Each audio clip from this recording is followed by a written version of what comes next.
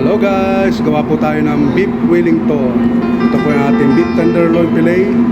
Ginrill ko na. Tapos babalot po natin siya dito sa Serrano ham. Tapos with farce or beef paste and puff pastry.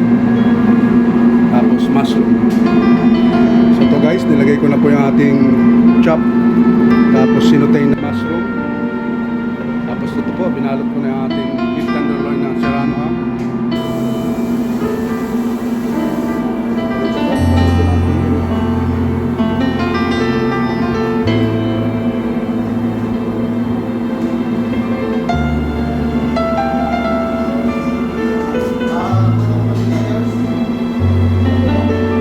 Ganyan lang guys, tapos tuloy lang natin po itong gilid.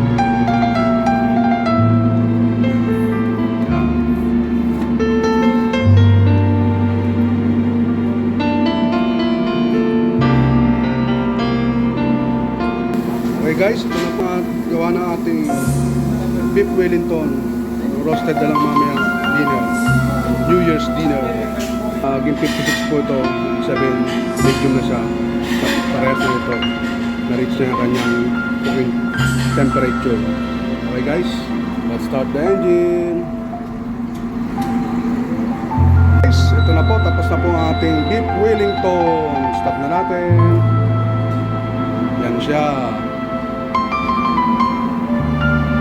Guys, ito na po ating beef Wellington.